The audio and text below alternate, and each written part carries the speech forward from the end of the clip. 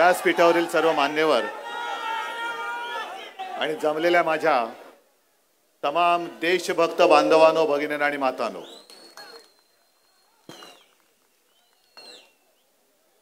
मराठी में बात करूं या हिंदी में? लेकिन मराठी भी समझ में आती है ना? सगळे मुंबईकर आहेत ना? आपण एक मोठी लढाई लढायला चाललेलो आहोत. माईकचा आवाज येतोय संपूर्ण पाठपर्यंत? आ रही आवाज? आ रही कि नहीं? नहीं आ रही है.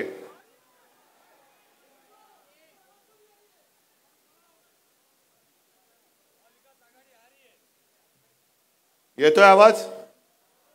हाँ ठीक है. जो लड़ाई हम लड़ने जा रहे हैं, जैसे नसीम भाई आपने कहा, ये उद्धव ठाकरे की लड़ाई नहीं है, ना ही किसी पार्टी या नेता की लड़ाई. ये तो आप सबकी लड़ाई है, आपके भविष्य की लड़ाई है, अपने देश की लड़ाई है, अपने देश के आज़ादी की लड़ाई है, अपने देश के प्रजातंत्र की लड़ाई है. और इसलिए मैं कहता हूं, सिर्फ हम लड़ने नहीं जा रहे, ये तो लड़ाई हमें जीतनी ही होगी. जीत के साथ मैदान में उतरना होगा. मी मैदानात उतरलेलो आहेच. पूरा महाराष्ट्र घूम रहा हूं और कहीं भी मुझे ऐसे नहीं दिखाई दे रहा है कि लोग निराश होकर बने. लोग तो इंतजार कर रहे हैं, कभी हमें मौका मिल रहा है. और जब मोदी जी ने नारा दिया था, अब की बार 400 पार, तो आपने क्या नारा दिया? अब की बार भाजपा तडीपार. ओएसिस फर्टिलिटीच्या तज्ञांनी IVF उपचार पद्धतीद्वारे 1 लाखांहून अधिक जोडप्यांना मातृत्व प्राप्तीचा आनंद दिला आहे. मोफत अपॉइंटमेंट बुक करण्यासाठी आजच संपर्क साधा. आज तक ऐसा चुनाव कभी हुआ मुझे नहीं लगता. जिस तरीके से प्रधानमंत्री जी मोदी जी बात कर रहे हैं, जिस भाषा में बात कर रहे हैं, वो भाषा मोदी जी मेरे देश के प्रधानमंत्री जी के मुंह में शोभा नहीं देती है. 2 दिन पहले या कल ही शायद अपने मोदी जी गए थे ओडिशा और वो भाषण घूम रहा है. वहां के जो मुख्यमंत्री है नवीन बाबू, काफी सालों से हैं, काफी लोकप्रिय हैं, बहुत अच्छा काम कर रहे हैं. तो मोदी जी ने उनको चुनौती दी, नवीन बाबू मैं आपको चुनौती देता हूं. और पहली बार मेरे समझ में बात आ गई. मैं मुख्यमंत्री था, लेकिन हर एक जिल्ह्याला सुद्धा राजधानी असते. ये पहली बार मुझे नहीं मालूम था. तो उन्होंने चुनौती दी, नवीन बाबू आप खड़े रहिए और बिना कागज के आपके उड़ीसा में जितने सारे जिला है उनकी कैपिटल बताइए.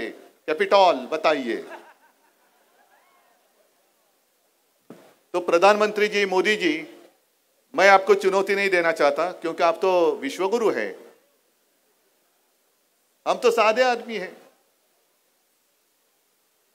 आपको मैं चुनौती देता हूं, ये कहना गलत होगा, लेकिन मैं आपको कहता हूं कि मोदी जी, आपने नवीन बाबू को कहा कि बिना पेपर लिए हुए आप खड़े हो जाओ. तो मैं तो कहता हूं आप पेपर लिए खड़े हो जाओ. और 2014 में 2019 में जो आपने जुमला पत्र पूरे देश को दिया था, उनमें से कितने वादे आपने पूरे किए वो जनता को बताओ. चलो हो जाने दो, होने दो, हम तैयार हैं. और मैं चुनौती आपको आसान देता हूं, हाथ में कागज ले लो. क्योंकि इस सरकार को मैं तो मोदी सरकार नहीं कहता हूं, क्या कहता हूं? गजनी सरकार. गजनी फिल्म देखी थी आपने? न, मैं फिल्म देखना भूल गया. लेकिन कहते हैं कि उसमें जो कैरेक्टर था वो कभी उसमें उसको स्मृति आती थी, कभी विस्मृति में चला जाता था. तो वैसे गजनी सरकार है. 2014 में जो कुछ कहा था 2019 में याद नहीं रहा, 2019 में जो कहा था 2024 में ही नहीं याद रहा है. और अब आप देखते होंगे हर दिन अखबार में जो उनके एडवर्टीजमेंट छपते हैं, पता ही नहीं चलता है 2014 की बात आज क्यों कह रहे हैं. सबको हम रोजगार देंगे, दिया किसको? यहाँ हर व्यक्ति को हम घर दे देंगे। कितने लोगों को घर मिला बताओ? और इन्हीं का मैं ना आवाज येतोय ना रे, हम कैसे ले आता टोपली राहू नहीं, पीछे भी आ रहे हैं ना आवाज? हाँ आ रही है तो हाथ ऊपर करो। हाँ बस। तो कितने लोगों को आपने नौकरी दी नहीं पता। और पुराने आपके जो भाषण है वो निकालिए ना सोशल मीडिया पर। आपकी जो सोशल मीडिया टीम है जो ट्रोलिंग करती है, ये करती है, वो कहती है, उनको ही कहो कि आपके पास पूरा खजाना है आपके भाषण का। और एक भाषण मुझे आज भी याद है, एक जनसभा को संबोधित करने कर रहे थे और उन्होंने पूछा, भाई और बहनों आप बताओ गैस की कीमत नीचे गई कि ऊपर गई? डीजल की कीमत नीचे गई कि ऊपर गई? पेट्रोल की कीमत नीचे गई कि ऊपर गई? तो गैस, डीजल, पेट्रोल मतलब जीडीपी बढ़ गया कि नहीं बढ़ गया? और फिर उन्होंने कहा कि जब आप मतदान के लिए जाओगे, तो खास कर महिलाओं को कहा उन्होंने कि आप मतदान के लिए जाते वक्त घर में जो सिलेंडर है गैस का उसको नमस्कार करके जाइए। मोदी जी आपका नारा तो हवा में गया 400 पार, लेकिन उस वक्त जो गैस सिलेंडर की कीमत थी 400, अब कितने पार हो गए? 1000 के ऊपर। अरे बीच में जो लहसुन खाते हैं हम लोग, गार्लिक, वो 400 पार गया था और मोदी जी ने नारा दिया 400 पार, तो बेचारा शर्मा गया और नीचे आ गया। बोले किसके साथ बराबरी करूं? इनके साथ, ये जुमलेबाज के साथ? ये नहीं हो सकता। अनिल देसाई जी संबोधित कर रहे थे, मुझे लगा पल भर के लिए मैं ही उम्मीदवार हूं क्योंकि मेरी तारीफ करते जा रहे थे, लेकिन अनिल के लिए मैं आया हूं और मैं आपको पूछना चाहता हूं कि आपको आपका सांसद कैसा चाहिए? गद्दार चाहिए कि खुददार चाहिए? एक स्वच्छ प्रतिमेचा पाहिजे, चारित्र्यवान चाहिए कि दूसरा कैसा है आपको पता है? इसके व्यक्तिमत्व के ऊपर कोई भी उंगली नहीं उठा सकता। शुद्ध चरित्राचा आणि चारित्र्याचा उमेदवार दिलेला है। कैसी बात करता है वो भी आपने देखी है। और मैं चाहता हूं कि अनिल देसाई यहां से सांसद बनकर दिल्ली जाए, आपके भविष्य के लिए जाए। जो भी आपकी समस्या है, मैं तो मुझे लगता है शायद पहली बार आपके यहां आया हूं, क्योंकि एक बीच में दीवार थी अपने, हम तो एक दूसरे के साथ लड़ाई करते थे। अब आपको भी पता चला होगा।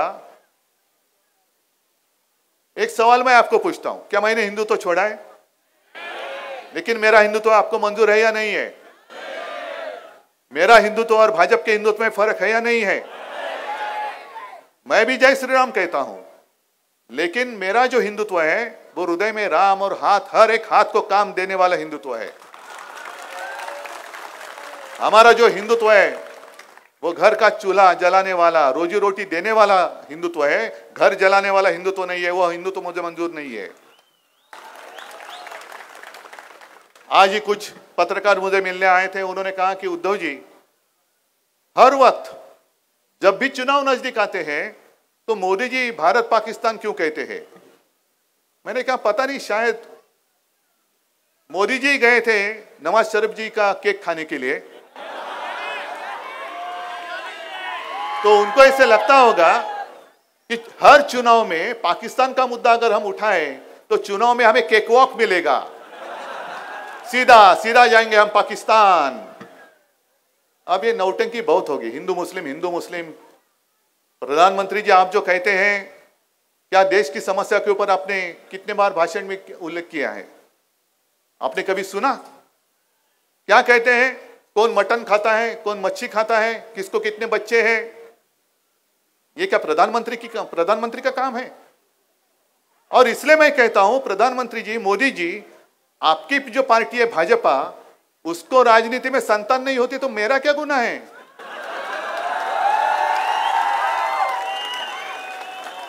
आपको हमारे बच्चे लेने पड़ते हैं गोद में, हमें कोई आवश्यकता नहीं। हमारे पास चाहे जितने लेके जाओ, जितने गद्दार लेके जाओ, कम पड़ते हैं और मैं देता हूं, लेकिन आप कोई गद्दार नहीं है मेरे पास। जरूरत आपको है, हमें कोई आवश्यकता नहीं है। अरे ऐसे कुछ नहीं है कि शिवसेना में पहली बार टूट आई है, किसी ने तोड़ने की कोशिश की, कई बार तोड़ा, लेकिन जब भी शिवसेना पर आपत्ति आई तो शिवसेना 10 गुना नहीं, 100 गुना नहीं, कई गुना, लाखों से भी ज्यादा शक्तिमान हुई है। और खास कर आज मैं यहां आया हूं तो मुंबई की समस्या और इसी चुनाव क्षेत्र में धारावी भी आती है। आपकी भी झुग्गी झोपड़ियां बहुत कुछ है, यहां बहुत सारी है। भाजपा के जो एक उम्मीदवार है, प्रत्याशी है बोरीवली से, क्या नाम है उनका, पीयूष गोयल, वो हमारे फिशरमन्स कॉलनी में गए, कोळीवाड्यात गेले तो नाकाला रुमाल लावून गेले। या ऐसा सांसद जाएगा और आपकी समस्या वहां कुछ बोलेगा उसके ऊपर? लेकिन एक बात आप जरूर उसके ऊपर ध्यान देना चाहिए, गंभीरता से ध्यान देना चाहिए। जो पीयूष जी ने कहा कि भाजपा मुंबई झुग्गी झोपड़ी मुक्त करना चाहते हैं, बड़ी अच्छी बात है, लेकिन उसके आगे जो उन्होंने कहा कि सब जितनी झुग्गी झोपड़ियां हैं हम भेज देंगे, कहां, सॉल्ट पैन में, आपको मंजूर है क्या? शिवसेना प्रमुख जी ने भी एक योजना बनाई थी जिसके ऊपर काम हुआ भी है, चल भी रहा है। जहां झुग्गी झोपड़ी है वहीं पर उसी का घर होना चाहिए। धारावी के जो लोग हैं उनको लेके जा रहे सॉल्ट पैन मुलुंड में, और वो जो जमीन है वो किसके जेब में डाल रहे? अडानी, धारावी अडानी कड़े, पूरा टीडीआर निकाला है उन्होंने, पूरी मुंबई अडानी के मुंह में डाल रहे हैं। बांद्रा रेक्लेमेशन में जो एमएसआरडीसी का ऑफिस है वो भी जमीन अडानी को, एयरपोर्ट अडानी को, धारावी अडानी को, सब अडानी को। और यहां के जितने सारे उद्योग थे वो कहां लेके गए? गुजरात। और मोदी जी आप मतलब क्या एक एक कहां से आपको ये, कोण तुम्हाला विनोद सुचवतो मला माहिती नाही, मोदी जी स्वतःच बोलले अडानी आणि अंबानी बद्दल। तो फिर मैंने कहा कि इतना आपको उसको उनके ऊपर गुस्सा है। अडानी और अंबानी ने राहुल गांधी जी को कितने ट्रक भर भर के माल दिया है। अरे आप तो टेम्पो भर के, तो आपके हाथ में पूरे देश की सत्ता है ना, ईडी, इनकम टैक्स, सीबीआई है। वो क्या ठेले पे बैठे थे उस वक्त जब टेम्पो भरकर माल जा रहा था राहुल गांधी जी के घर पर? तो आपके जो ईडी वाले वगैरह थे वो क्या कर रहे थे? क्या चूना लगा रहे थे? हाँ, कि ठेले पे बैठे थे चकना लेके? क्या कर रहे थे वो? लेकिन एक बात ध्यान में रखो, मोदी जी ने बात कही, मतलब उन्होंने जाहिर कर दिया, उन्होंने जो नोटबंदी की थी, क्यों की थी? काला धन नष्ट करने के लिए। काला धन नष्ट करने के लिए आपने जो नोटबंदी की थी, उसके बावजूद अगर ये लोग काला धन राहुल गांधी जी को दे रहे हैं, मतलब आपकी नोटबंदी नाकामयाब हुई है, नाकामयाब हुई है। और अब उनकी आंख है मुंबई के ऊपर, खुलेआम मुंबई को लूट रहे हैं। मैं मुख्यमंत्री था, महाविकास आघाड़ी, सब नसीम भाई और राष्ट्रवादी और कांग्रेस सारे लोग मेरे साथ थे। किसी की हिम्मत नहीं हुई थी मुंबई की ओर तिरछी नजर करके देखने के लिए, ना महाराष्ट्र की ओर। और मैंने तो आपको वचन दिया है, अपनी सरकार तो जरूर आएगी, इंडिया आघाड़ी की सरकार जरूर आएगी। और जैसे वहां दिल्ली में अपना प्रधानमंत्री बैठेगा, मैं आपको वादा करता हूं, आपको वचन देता हूं, जितना लूटा हुआ मुंबई और महाराष्ट्र का वैभव है, मैं वापस मुंबई और महाराष्ट्र को दे दूंगा। आपके आंखों के सामने आपकी रोजी रोटी छीन कर वो लेके जा रहे हैं। मेरी गुजरात से कोई दुश्मनी नहीं है, गुजरात भी मेरा है। मुंबई में कई सालों से बहुत सारे गुजराती परिवार रहते आए हैं। जैसे दूध में शक्कर मिलाते हैं वैसे वो हम मिलजुल कर रहे हैं। मोदी जी, आप हमारे बीच में नमक क्यों छिड़क रहे हैं? बताओ, आप क्यों नमक छिड़क रहे हो? क्या किसने आपको शिकायत की थी? आप ही ने तो कहा था कि हर साल 2 करोड़ रोजगार, रोजी रोटी के लिए मैं पूरे देश में उपलब्ध करा दूंगा। क्या हुआ उस वादे का? अच्छे दिन कहां है? किसके आए अच्छे दिन? अडानी अंबानी के तो आए, लेकिन जो और एक वादा उन्होंने किया था, हर एक के अकाउंट में 15 लाख रुपए आए, मुझे एक आदमी अगर हाथ उठाकर कहेगा तो मेरा भाषण में ही रोक कर घर चला जाऊंगा। आप बताओ, आपके किसी के अकाउंट में अगर 15 लाख आए होंगे तो हाथ उठाकर कहो, मैं मेरा भाषण बंद करूंगा और मोदी जी को कहूंगा कि चलो और जाओ आगे, 15 लाख दिए, अभी 30 लाख दे दो। किसी के अकाउंट में 15 लाख आए तो नहीं, लेकिन भाजपा के अकाउंट में 10,000 से भी ज्यादा करोड़ रुपया कैसे आए, कहां से आए? चंदा दो और धंधा लो, चंदा दो और धंधा लो। या गरीब लोग आपके पास जब काम मांगते हैं, आज ही मेरा एक इंटरव्यू आया है, सामना में आया है, चैनल में भी आया है, मराठी में है, तो मैंने यही कहा कि जब भी चुनाव आता है तो मोदी जी कहते हैं राम राम राम राम, और जब चुन कर आते हैं और कोई उनके पास जाता है तो कहते मरा मरा मरा मरा। यही इनकी नीति है। मुंबई के लिए आपने क्या किया, महाराष्ट्र के लिए क्या किया, और अब सुना है कि आने वाले कुछ दिनों में मुंबई में वो रोड शो करने जा रहे हैं। मोदी जी, मेरी विनती है आपको कि इस रोड पर रोड शो करके दिखाओ, इस रोड पर करो, देखो लोग कैसे रहते हैं। मन की बात आपने की, लेकिन जन की बात कौन सुनेगा? जन की बात देखो आप, जन में आपको जो वोट करते हैं, मतदाता हैं आपके, क्या स्थिति में रहते हैं? क्या इंसान नहीं है? मैं जब मुख्यमंत्री था, आप मुझे बताओ कि कभी मैंने आपके बीच में भेद किया? कौन हिंदू है, कौन मुसलमान है, सब जब मैं उस कुर्सी पे बैठा तो संविधान की शपथ लेके बैठा था, मोदी जी जैसे आप बैठे हैं, कि मैं किसी के साथ भेद नहीं करूंगा। कोरोना का संकट आया था, पूरे विश्व में एक संकट, आपत्ति थी, और एक बात का मुझे समाधान जरूर है, गर्व की बात नहीं, समाधान है, समाधानाची गोष्ट है। कहते हैं कि चाइना में 15 दिन में फील्ड हॉस्पिटल उन्होंने खड़ा करके दिखाया था। मैंने मेरे महाराष्ट्र में, मेरे मुंबई की जनता के लिए 17 दिन में बीकेसी में फील्ड हॉस्पिटल खड़ा करके दिखाया था। धारावी में बहुत बड़ा संकट आया था, सब लोग परेशान थे, दिल्ली से फोन आते थे मुझे, उद्धव जी क्या कुछ तो करो, कुछ तो करो। क्या करूं? नहीं ऐसा करो, वैसा करो। नहीं, ठीक शांत रहो पहले, आप आपका काम करो, गो करो ना गो, थाली बजाओ, दिया जलाओ, हाँ कूदो, इससे नहीं कोरोना गया। लेकिन एक बात मैं जरूर कहना चाहूंगा कि मोदी जी, जब आप पूरे देश को खाली थाली बजाने के लिए कह रहे थे, उसी वक्त मैं मेरे लोगों को 10 रुपए में शिव भोजन दे रहा था, भरी हुई थाली दे रहा था, दी मैंने। और यहाँ बहुत सारे लोग बाहर से भी होंगे, यूपी से होंगे, बिहार से होंगे, आए हैं यहाँ, यूपी बिहार के लोग हैं, है ना? तो यूपी में क्या हालत थी? यूपी में गंगा, माँ गंगा जिसको हम कहते हैं, गंगा की पूजा करते हैं, उस गंगा में कैसे लाशें बह रही थी। गुजरात में कैसे सारी चिता, जैसे सार्वजनिक चिता पेटल्या होत्या, मैदानामध्ये सार्वजनिक चिता पेटवल्या होत्या। महाराष्ट्र में ऐसा कुछ हुआ? होने दिया मैंने? तो मेरा गुनाह क्या है? मोदी जी, आपकी मर्जी। जब आपने मुझे बुलाया था 2014 और 19 में, मेरा पाप था वो। अभी मुझे ऐसे लगता है, अभी वो महसूस हो रहा है मुझे कि मैंने अरे कुछ तो किया, पाप किया।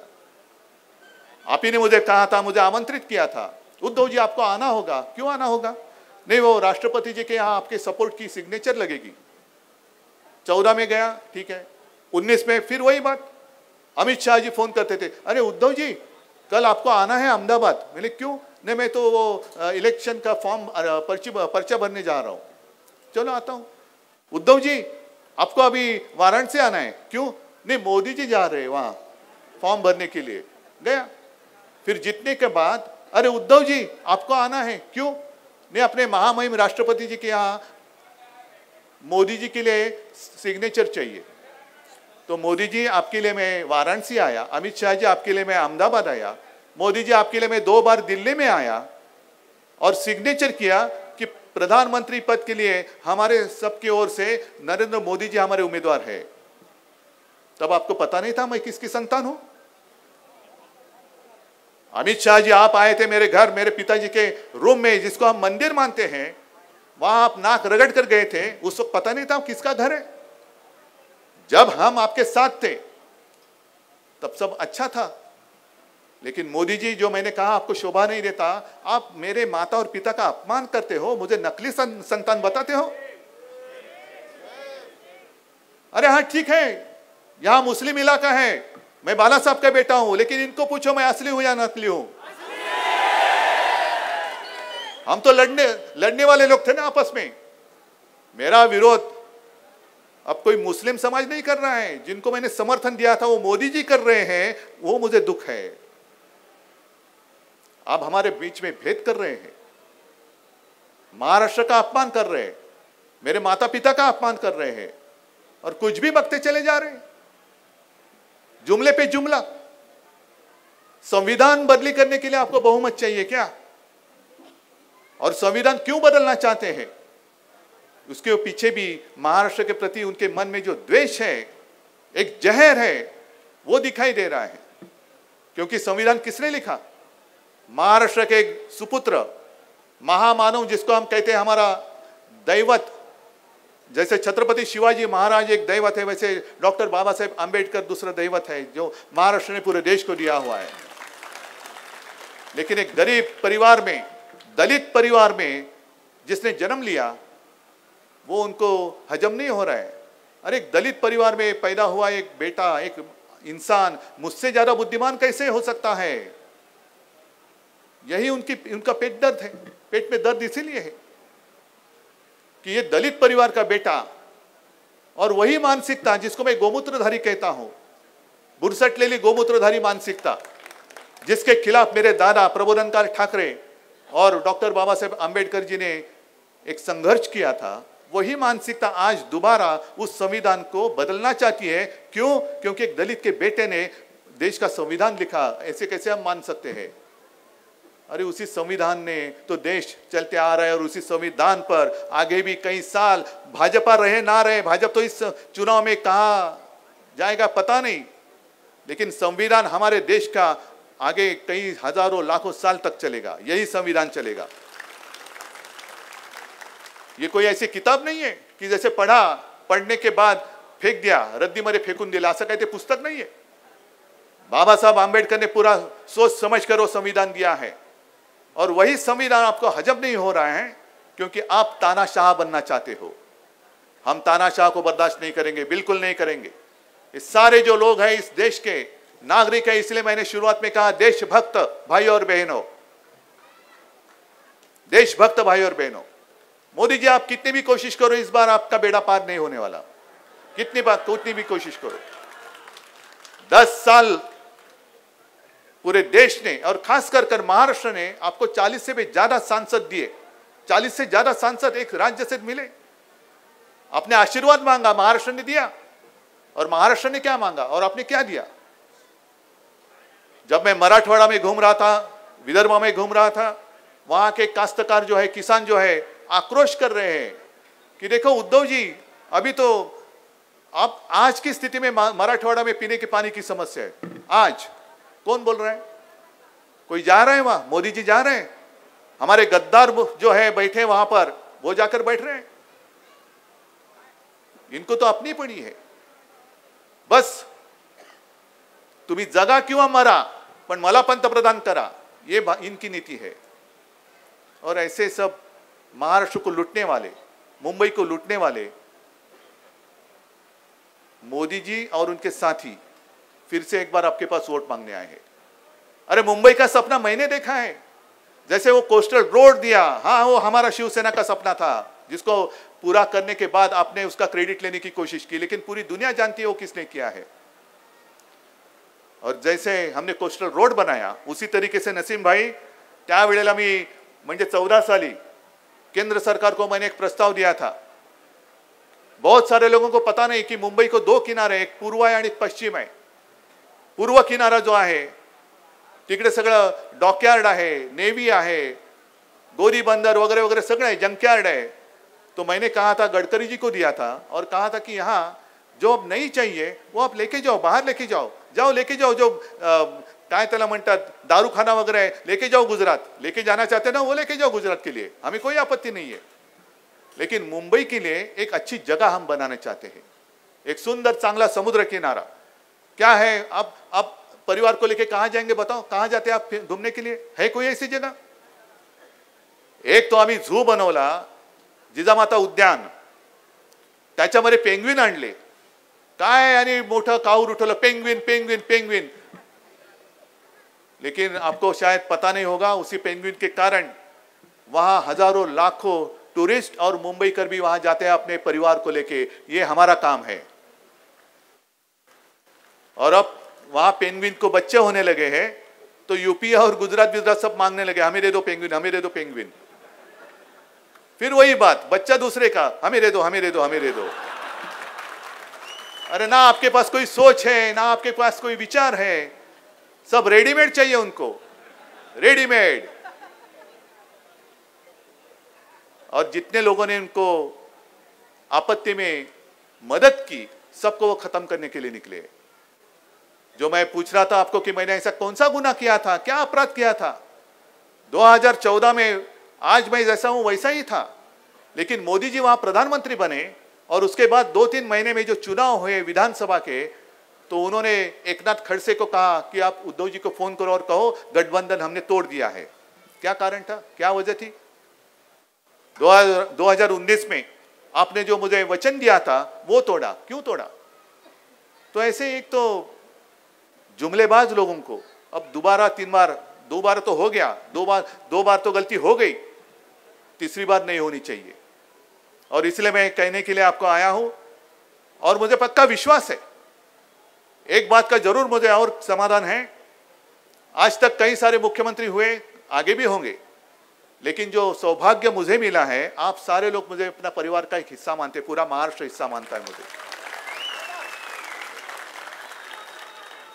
मैं टीवी पे आता था, डिमोनेटाइजेशन के लिए नहीं आया था मैं, कुछ ऐसी डरावनी बात करने के लिए नहीं आया था मैं, लेकिन उस वक्त जो भी मैंने कहा वो मेरी बात आपने मानी। और अनिल जी, आपने जो बात कही कि पूरे देश में नंबर 1 मुख्यमंत्री मेरा नाम आता था, वो मेरा नाम नहीं था, आप लोगों का सहयोग था, इसलिए मेरा नाम आता था। और उस वक्त जो मेरी एक चिंता थी, एक अपनेपन से जो मैं आपसे बात कहता था, विनती करता था कि आप मुंह पे मास्क लगाओ, घर बैठकर काम करो, ऑफिस में मत जाओ, दुकान बंद करो, तो आपने बात मानी।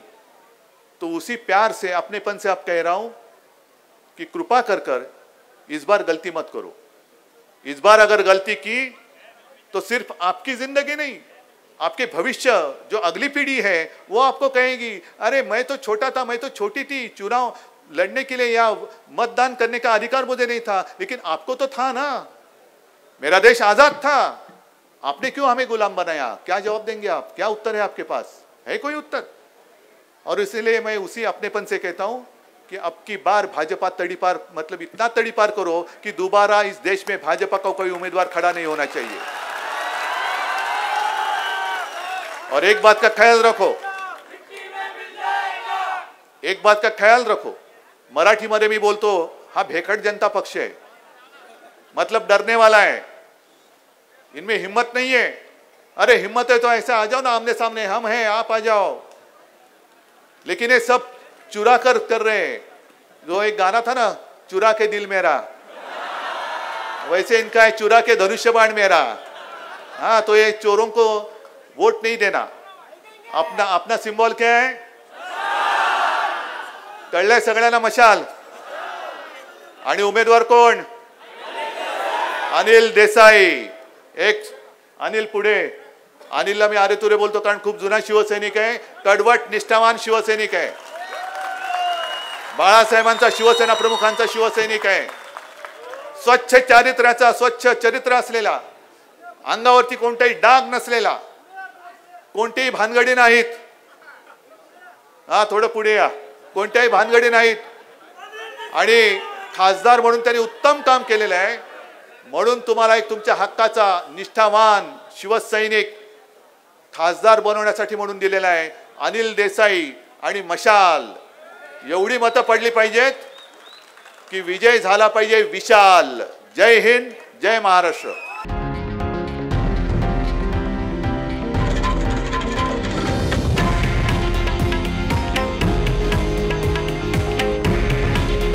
हे आहे देशातील नंबर 1 न्यूज नेटवर्क आणि आपण पाहत आहात TV9 मराठी.